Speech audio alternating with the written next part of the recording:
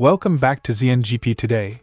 Ducati team director Davide Tardozzi did not mince words in Valencia, underlining his frustration with Pecco Bagnaia's erratic 2025 form.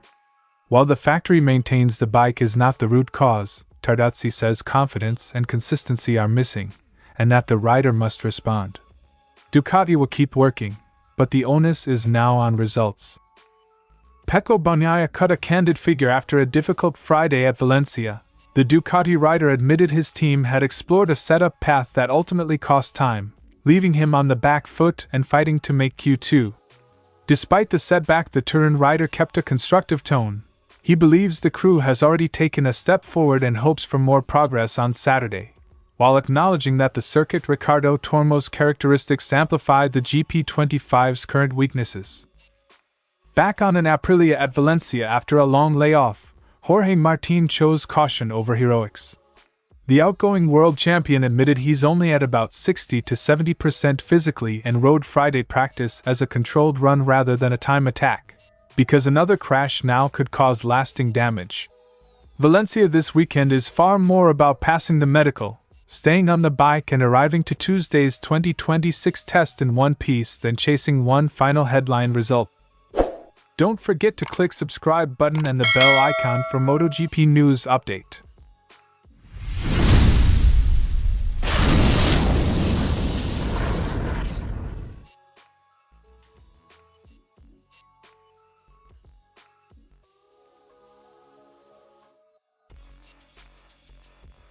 Tardozzi summed up a year in which Bagnaia has rarely found steady traction, small margins in qualifying, flashes of speed, then spells of confusion and poor results. Valencia, missing Q2 by just 1/10.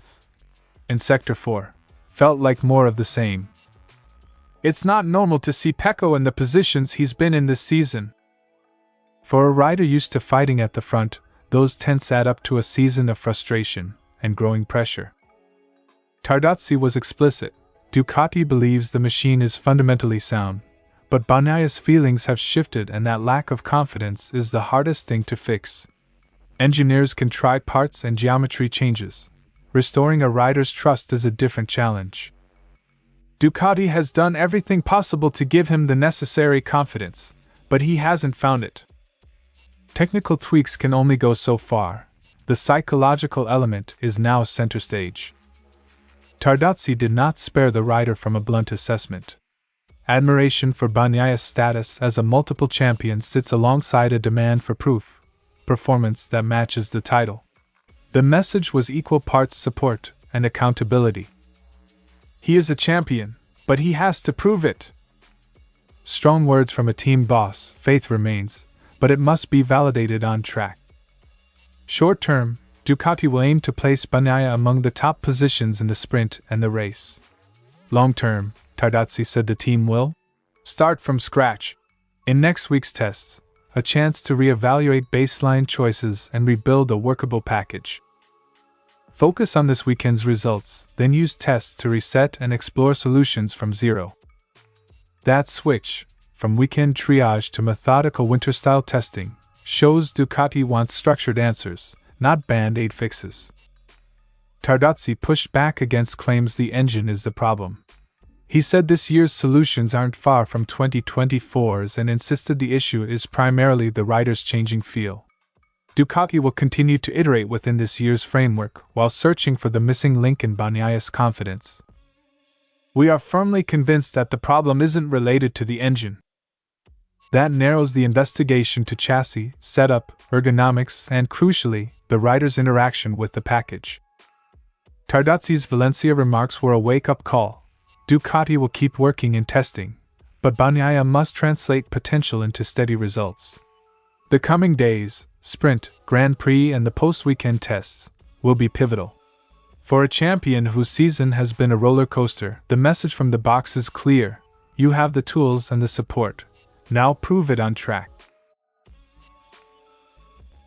Bagnaia summed up the session bluntly. The team tried a setup direction that wasn't right, which cost him lap time and left him scrambling in the latter part of the session.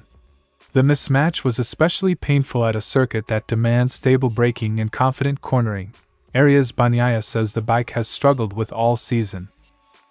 "I've had difficulties from the start, and we tried a line that wasn't right. We lost some time. I pushed hard to get into the top 10, but I couldn't manage it. Trial and error is part of race weekends, but when the chosen path proves detrimental, the clock doesn't wait. Valencia's short lap amplifies any compromise." Bagnaia reminded journalists that Valencia's layout, its tight corners and heavy braking zones, highlights the Ducati's current shortcomings. Where a track like Motegi once suited him, Ricardo Tormo sharpens the deficit in handling and stability. "On this track, you need a bike that brakes and corners well. Unfortunately, my bike hasn't been doing that this season.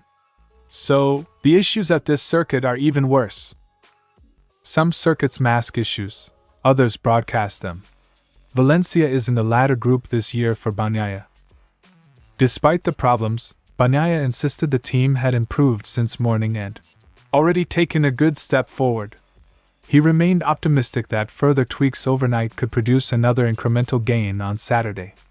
The emphasis remains on progress rather than dramatic fixes.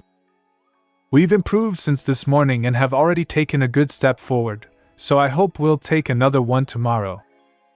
When confidence is thin, the scoreboard can't measure marginal gains, but those small steps often build momentum across a test day. When pressed on specific changes, Bagnaia admitted the limits of his own diagnosis. He has an idea of what would help, but converting feeling into a clear technical solution has proved difficult. The team continues to pore over data in search of that missing link.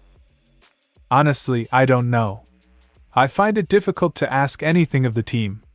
I have a clear idea of what would help me, but looking at the data and everything else, it's very difficult to achieve this kind of performance." Rider intuition points to targets.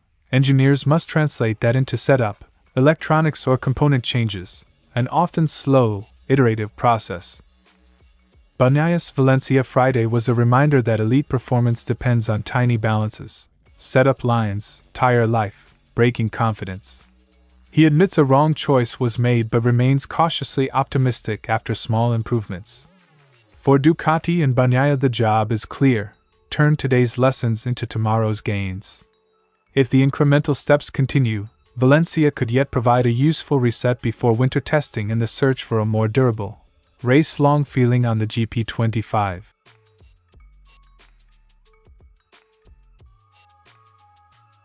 Martin returned after a displaced collarbone suffered at Motegi and several subsequent setbacks. He deliberately avoided late session time attacks and focused on completing clean laps inside the 107% window so he can start the race, and more importantly make it to the test next week. "Maybe I'm 60% of my full potential, or 70%. If I crash, then it will be a really big problem for the future." For a rider who usually attacks the stopwatch, this new discipline is pragmatic: preserve the body now, race on the bike later. Martin described a conscious strategy of backing off whenever he felt himself pushing too hard. He monitored the 107% target rather than the timesheets, headline gaps, and accepted being off the pace in exchange for low-risk mileage. He completed laps and stayed only around 1.164s from Friday's fastest rider without launching a desperate attack. He checked the 107% number and used it as the weekend's real benchmark rather than direct comparison to the leaders. It's a rare moment of restraint from a rider used to squeezing everything from a weekend, but the medical realities leave no room for bravado. Martin's caution was not just preference but prescription. Medical advice warned that another significant injury could have long-term consequences for his body. That guidance underpins every decision he's making this weekend, and explains why he'll accept penalties and limited running if it preserves his future. "If I push to try to go into Q2 and crash, then it's a real disaster. Short-term glory could cost a season or more." Martin's choice is aligned with career longevity rather than a single race. Martin will serve a double long lap penalty for the Motegi sprint incident, which further reduces incentive to gamble for position this weekend. The real priority is the quick turnaround to Tuesday's official test, that session carries far more weight for Martin's preparation for 2026 than where he finishes on Sunday. When a race weekend doubles as rehab and development time, standard competitive goals are necessarily reframed. The hardest part, Martin admitted, was resisting the natural urge to attack when riding well. Seeing lap times and other riders on track makes restraint difficult, but he managed it by stopping early when he felt the edge of his limits. That self-control will be crucial if he's to leave Valencia healthy and useful for Aprilia's test program. That discipline, stopping while still feeling strong, is the mark of a rider thinking beyond a single weekend. Jorge Martin's Valencia return was never framed as a performance comeback. It was a medical and strategic checkpoint. He's accepted reduced pace, a guaranteed penalty, and the quiet work of rebuilding. If he completes the weekend unscathed and contributes to Tuesday's test, the cautious approach will have been worth more than any short-term glory. Thanks for watching ZNGP Today, and this is your MotoGP news update. And see you next time!